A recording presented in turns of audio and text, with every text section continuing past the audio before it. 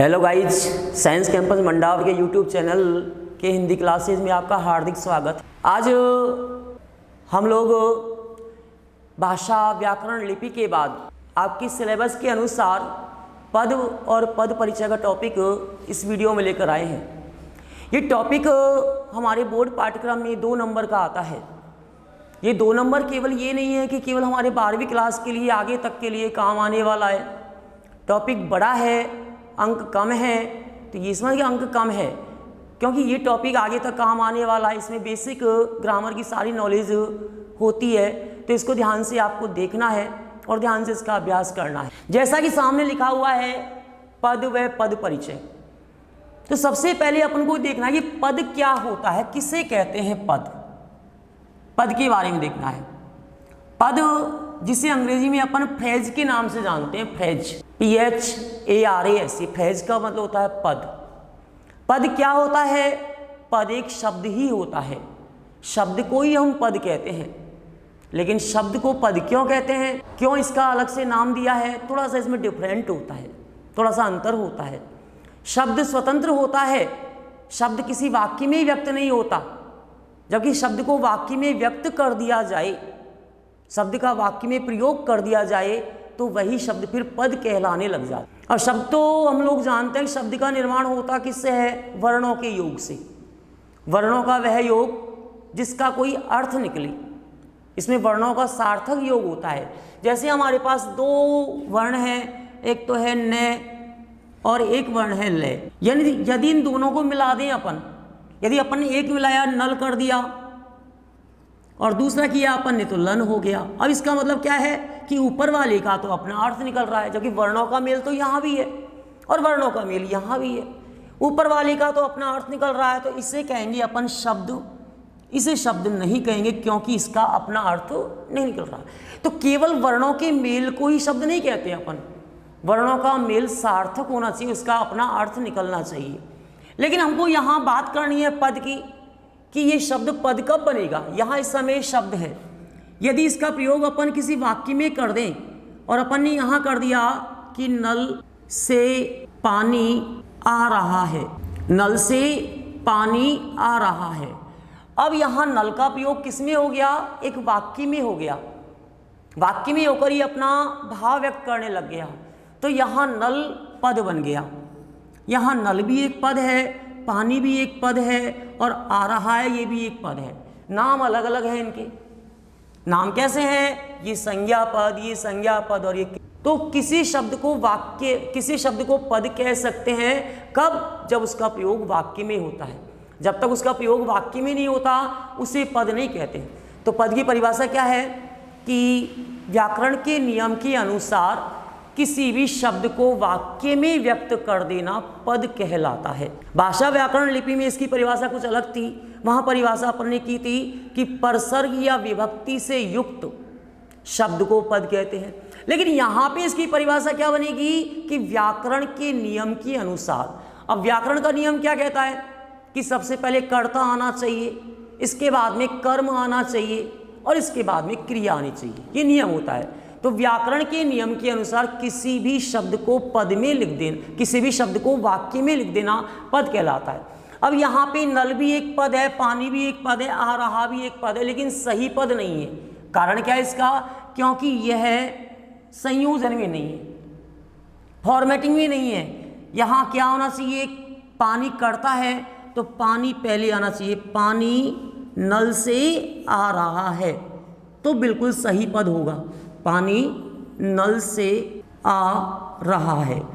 अब यहाँ पानी भी एक पद है, सटीक पद है। ये पद तो यहाँ भी है ऊपर वाले में भी, लेकिन यहाँ बिल्कुल सही पद है, किसी प्रकार कोई कमी नहीं है। यहाँ पे पानी भी पद है, नल भी एक पद है और आ रहा है भी एक पद है।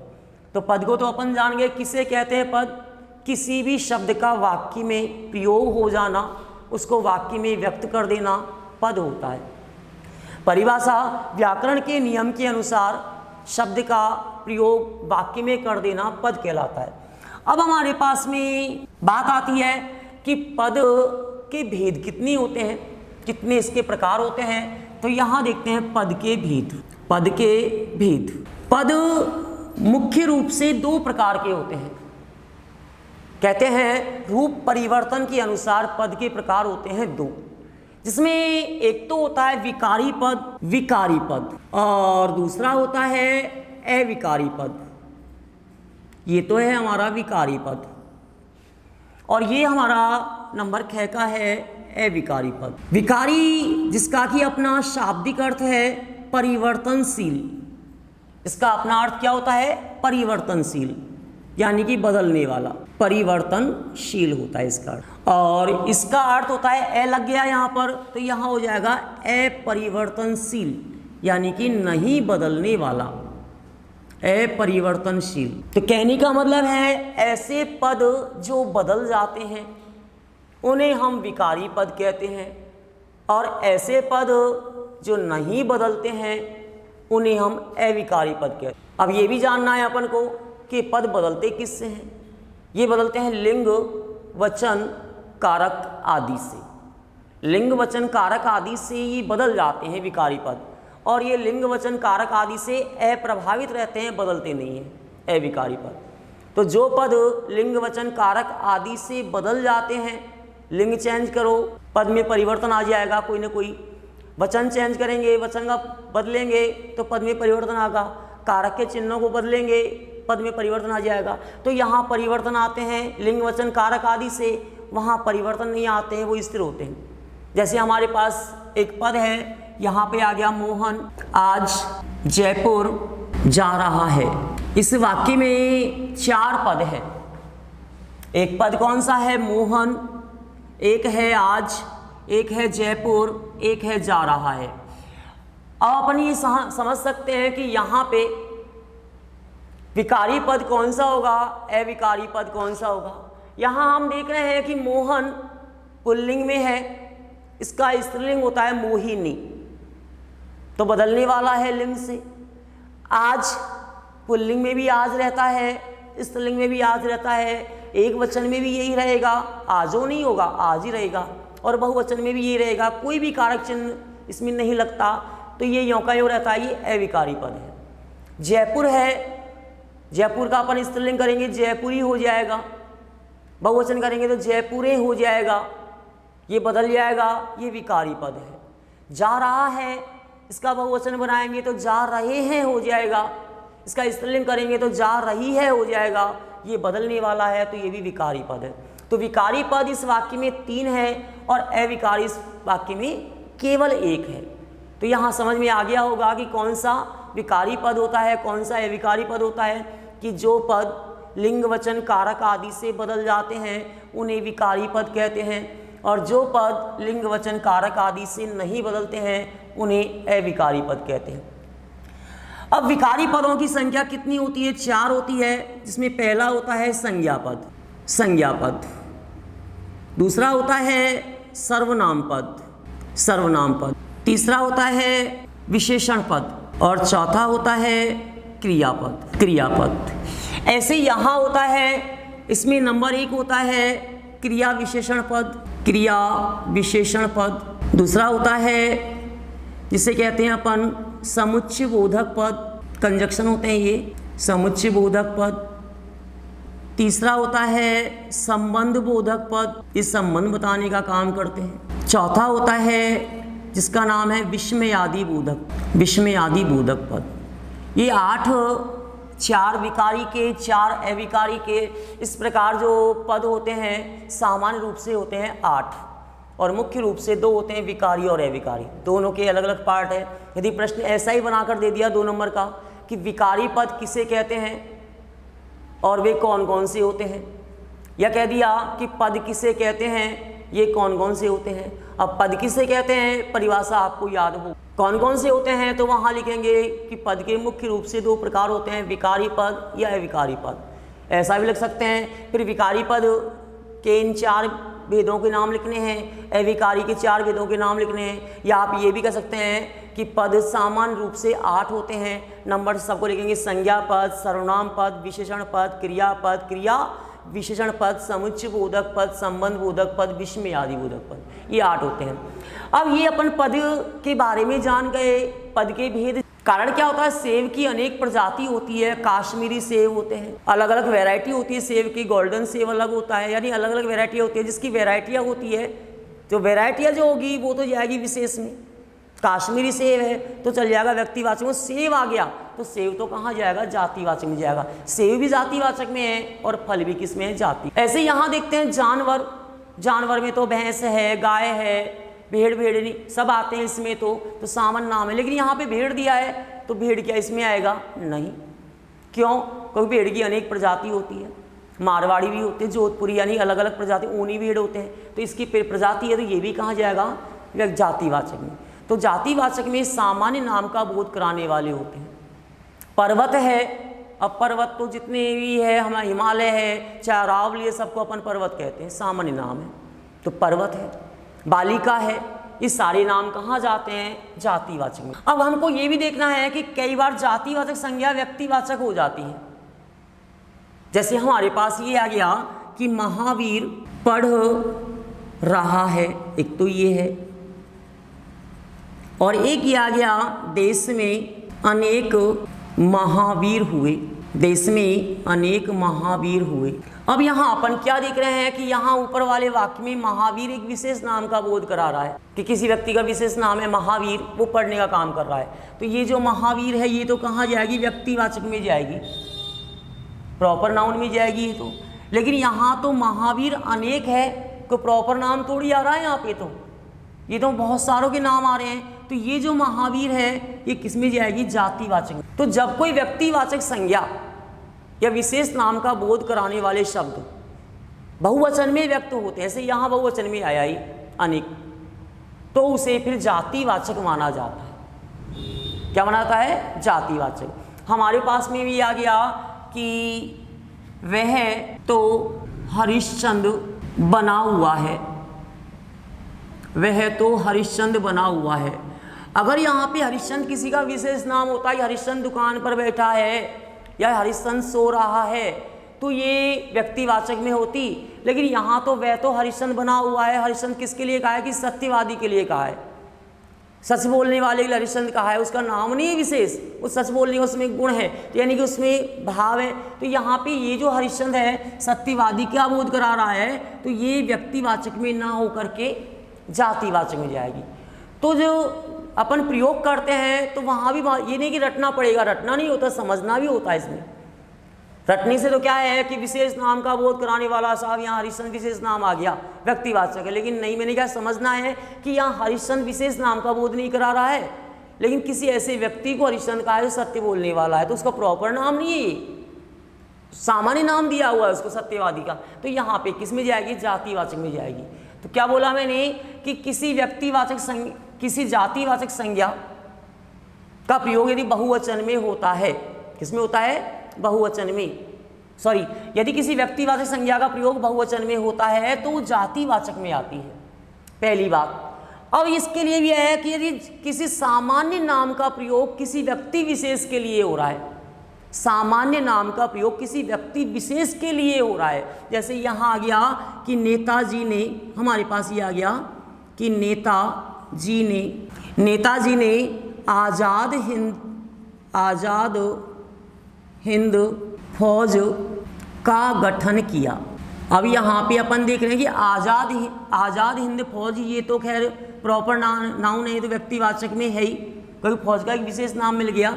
लेकिन यहाँ पे अपन को नेताजी देखना है। अब नेताजी को देखो तो नेताजी में तो अनेक नेता हैं, अशोक गहलोत भी है, सचिन पायलट भी है, नरेंद्र मोदी भी है, सारे नेता आ गए इसमें, तो कोई विशेष नाम थोड़ी इसमें नेताजी, तो सामान्य नाम आ गया नेताजी, तो क्योंकि नेतृत्व करने वाले हैं देश का, तो वो सामान्य नाम तो कहाँ जाएगा, जातिवाचक में।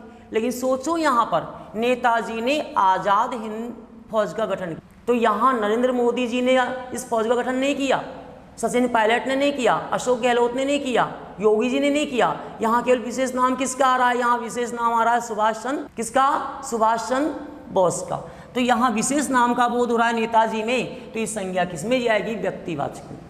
तो यदि किसी सामान्य नाम से व्यक्ति विशेष के नाम का बोध होता है, अगर ये आ गया हमारे पास कि पंडित जी देश के पहले प्रधानमंत्री बने, अब पंडित तो बहुत है जो पंडिताई कराने वाले होते हैं, सामान्य नाम है क्योंकि उनका पेशा है वो, तो तो वो थोड़ी आएगा कि पंडित जो है वो व्यक्तिवाचक में जाएगा। लेकिन नहीं, पंडित जी देश के प्रधानमंत्री बने, तो यहाँ किस पंडित की बात की जा रही है? यहाँ पंडित है जवाहरलाल नेहरू की। जवाहरलाल नेहरू यानी कि एक विशेष नाम का बोध हो रहा है पंडित जी से। तो ये पंडित जी जो है ये जातिवाचक में नहीं जाकर के व्यक्तिवाचक में जाएगी। तो ये दो आपकी सिंपली समझ में आ गए होंगे, व्यक्तिवाचक क्या होती है, जातिवाचक क्या होती है। कब व्यक्तिवाचक जातिवाचक हो सकती है, कब जातिवाचक व्यक्तिवाचक हो सकती है। कई बार ऐसा भी होता है कि किसी शब्द से किसी आदमी का नाम व्यक्त होता है। अब जैसे हमारे पास ये आ गया कि जो करेगा, हमारे पास आएगा कि बड़ों को क्षमा करनी चाहिए। अब ये छोटा बड़ा होना ये विशेषण में होते हैं, सब जानते हैं कि छोटा बड़ा ये विशेषण में होते हैं। लेकिन थोड़ा सोचो, यहाँ बड़े विशेषता थोड़ी है, यहाँ पे किसी का है बड़े, यहाँ पे बड़े किसी का विशेष नाम तो आ नहीं रहा। बड़े का है बड़े लोगों के लिए, लोग के लिए आए ना, तो बड़े किस में गया, ये संज्ञा में जातिवाचक में गया, क्योंकि बहुवचन में है और लोगों के लिए व्यक्त हो रहा है तो जातिवाचक में गया। इसके बाद हमारे पास तीसरी संज्ञा आएगी जिसका नाम है समूहवाचक। समूहवाचक में क्या होता है कि ऐसे नाम होते हैं जो समूह का बोध कराते हैं। किसका? समूह का। तीसरी है समूहवाचक संज्ञा। इसमें क्या होता है कि समूह का बोध होता है इसमें, समूहवाचक में। समूह का मतलब क्या होता है, जैसे हमारे पास कक्षा आ गई, कक्षा नाम है लेकिन समूह के लिए होती है। हमारे पास जनता आ गई, जनता किस में होती है, समूह में होती है। हमारे पास अगर भीड़ आ गया, भीड़ है किस में होती है, ये समूह में होती है। हमारे पास दल आ गया, दल किस में होता है, समूह में होता है। ये सेना है किस में होती है, समूह में होती है। ये दरबार समूह में होता है, ये दरबार है। हमारे पास आ गया समिति, ये भी समूह में है, ये समिति। हमारे पास आ गया गुच्छा, तो गुच्छा भी क्या होता है, समूह में रहने वाला होता है। हमारे पास आ गया दस्ता, कि एक दस्ता दो, दस्ते में क्या होते हैं, अनेक नग होते हैं, लगभग 12, तो दस्ते की संख्या में अनेक समूह में होता है। तो ये सारे शब्द समूह का बोध कराते हैं, समूहवाचक में आ गए। तो कक्षा है, जनता है, भीड़ है, दल है, विशेष नाम नहीं है, समूह का बोध कराने वाले हैं। तो ऐसे नाम जो समूह का बोध कराते हैं उन्हें कहते हैं समूहवाचक संज्ञा। कौन सी होती है ये, समूहवाचक संज्ञा। अब चौथे नंबर की आती है द्रव्यवाचक संज्ञा। कौन सी होती है, द्रव्यवाचक संज्ञा। यहाँ देखते हैं चौथे नंबर की। इसमें आपको ज़्यादा गहराई से मैं नहीं ले जा रहा, क्योंकि ये टॉपिक इतना बड़ा है कि वैसे सिंपली अगर समझेंगे अपन तो भी ये काफ़ी बड़ा हो जाता है। चौथा द्रव्यवाचक संज्ञा। द्रव्य को अपन क्या कहते हैं, पदार्थ। जैसे दो होते हैं, एक तो होता है द्रव और एक होता है द्रव्य। अंतर क्या होता है, द्रव्य तो पदार्थ के लिए आते हैं ये, और द्रव तरल के पदार्थ के लिए होता है। तो द्रव्यवाचक संज्ञा में क्या होता है, इसमें उन वस्तुओं के नाम आते हैं, इसमें उन वस्तुओं के नाम आते हैं जिनसे अनेक चीज़ों का निर्माण होता है, उनके नाम आते हैं। जैसे एक तो हमारे पास आ गया घड़ा, और एक आ गया हमारे पास घड़ा, और एक आ गया मिट्टी। अब घड़ा भी और मिट्टी भी अगर वैसे दें इसको तो दोनों जातिवाचक संज्ञा में है, घड़ा भी और मिट्टी भी। लेकिन इसका अपन भेद कर सकते हैं। कैसे कर सकते हैं कि घड़े से कोई चीज़ बनाई नहीं जाती, घड़े से कोई, हाँ वो काम आता है पानी भरने के लिए, कोई चीज़ बनती नहीं है। लेकिन मिट्टी से अनेक बर्तन बना सकते हैं, अनेक चीज़ों का निर्माण कर सकते हैं। तो मिट्टी एक ऐसे पदार्थ का नाम है जिससे अनेक चीज़ें बन सकती है। तो इसमें उन पदार्थों के नाम आएंगे द्रव्यवाचक में जिनसे अनेक चीज़ों का निर्माण होता है, तो ये द्रव्यवाचक में होती है। तो यहाँ मिट्टी किस में जाएगी, द्रव्यवाचक में, और घड़ा किस में जाएगी, जातिवाचक में जाएगी। हमारे पास एक तो आ गया माना सोना, और एक हमारे पास आ गया कुंडल। एक तो आ गया सोना और एक आ गया हमारे पास कुंडल। अब सोना पदार्थ का नाम है, इससे अनेक चीज़ों का निर्माण होता है सोने से। नहीं, कुंडल बनते हैं, चैन बनती है, और कुंडल से कुछ बनता ही नहीं, वो केवल पहनने के काम आता है, वो कुछ नहीं बन सकता उसे। वो अलग बात है, उसको अपने गला दें तो फिर सोना निकाल ले तो वो अलग है, लेकिन कुंडल से कुछ बनता नहीं है। सोने से तो अनेक चीज़ बना सकते हैं, तो सोना कहाँ जाएगा? द्रव्यवाचक में, और कुंडल किस में जाएगा? जातिवाचक में। हमारे पास एक तो आ गया दही और एक हमारे पास आ गया लस्सी। अब दही से तो अपन अनेक चीज़ें बना सकते हैं, रायता बना सकते हैं, दही से अपन लस्सी बना सकते हैं, दही से और चीज़ें कई चीज़ बन सकती है, लेकिन लस्सी से क्या बनेगा? तो पीने का काम करेगा, काम आने वाली है। तो लस्सी कहाँ जाएगा? जातिवाचक में, और दही कहाँ जाएगा? द्रव्यवाचक में। तो द्रव्यवाचक में कौन से पदार्थ, ऐसे पदार्थों के नाम जिनसे कोई वस्तु बनाई जाती है, जिनसे अनेक चीज़ों का निर्माण होता है, उन्हें कहते हैं द्रव्यवाचक संज्ञा। इसके बाद हमारे पास 5वें नंबर की आती है जिसका नाम है भाववाचक संज्ञा। क्या नाम है उसका? भाववाचक संज्ञा। लास्ट नंबर की ये भाववाचक संज्ञा। भाववाचक में क्या होता है? इसमें मन में रहने वाले भाव होते हैं, ऐसे भाव होते हैं जिनको अपन स्पर्श नहीं कर सकते, जिनको अपन देख नहीं सकते। इस संज्ञा को अपन अदृश्य संज्ञा भी कहते हैं, क्योंकि ये जो नाम होते हैं इसके अंतर्गत वो दिखाई नहीं देते हैं, तो ना तो अपन इसकी गिनती कर सकते हैं, ना उसको अपन छू सकते हैं, छू भी नहीं सकते, गिनती भी नहीं कर सकते, और देख नहीं, केवल महसूस कर सकते हैं, केवल अनुभव कर सकते हैं। तो किसी व्यक्ति, वस्तु, स्थान आदि के भाव या गुण के नामों, भाव और गुण के नामों का बोध कराने वाले शब्द भाववाचक संज्ञा कहलाते हैं।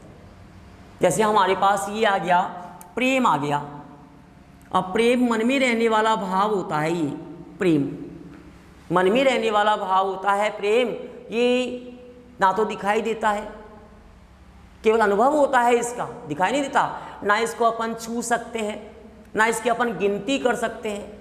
तो ना छू सकते हैं, ना गिनती कर सकते हैं, ना इसको देख सकते हैं, केवल अनुभव कर सकते हैं। ऐसे नाम जो होते हैं वो भाववाचक संज्ञा में, भाववाचक में आते हैं। इस भाववाचक संज्ञा का निर्माण किन किन से होता है? बेटा इसका निर्माण होता है नंबर 1 जातिवाचक संज्ञा से। जातिवाचक संज्ञा से इसका निर्माण होता है, संज्ञा से। लिख रहा हूँ यहाँ पे कि भाववाचक संज्ञा बनाना, वाचक संज्ञा बनाना किन किन से बनती है ये? एक तो ये है कि मन में रहने वाले जो भाव है, हर्ष का है, विस्मय का है, हाँ शोक का है, ये मन में रहने वाले जितने भी भाव है वो तो भाववाचक में आएंगे। लेकिन इसके अलावा बनती किस किस से है? एक तो जातिवाचक संज्ञा से बनती है, एक बनती है ये सर्वनाम से, सर्वनाम शब्दों से बनती है ये। इसके बाद बनती है ये विशेषण से, इसके अलावा बनती है क्रिया शब्दों से, क्रिया से, और 5वां ये बनती है अव्यय शब्दों से बनती है। कई बार काफ़ी सारे अव्यय शब्द होते हैं जिनसे ये भाव।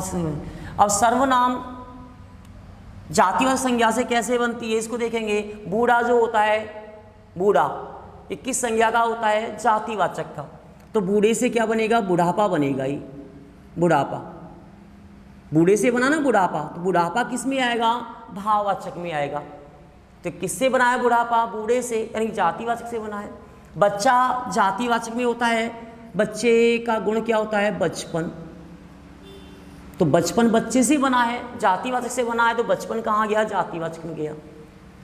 हमारे पास जवान होता है, जातिवाचक होता है, जवानी आ गया, किस में गया? भाववाचक में गया।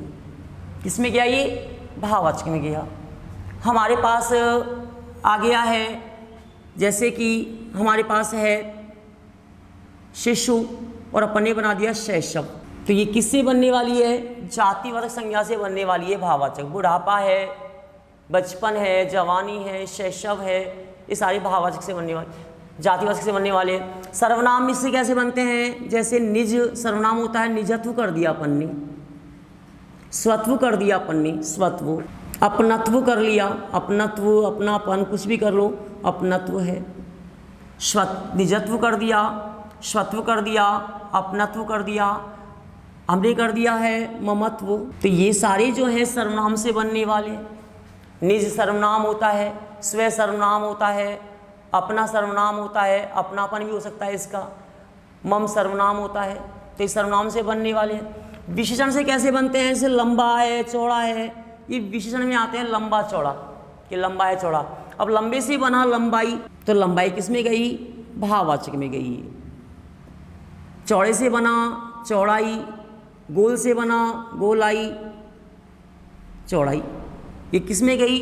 भाववाचक। हमारे पास जैसे आ गया, हमारे पास ये आ गया मधुर, मधुर से क्या बना? मधुरता बना, मधुरता, या माधुरी बना लो, माधुरी भी भाववाचक में आएगी, मधुर है। जैसे हमारे पास में गुरु है, गुरु मानी होता है बड़ा, अपन ने बना दिया इसका गरिमा। महान से बनती है महिमा। तो ये सारे जो बनने वाले हैं किससे हैं? विशेषण से बनने वाले हैं। लंबा चौड़ा मधुर गुरु, गुरु से गरिमा बनती है, महान से महिमा बनती है। तो सारे किससे बनते हैं? विशेषण शब्दों से।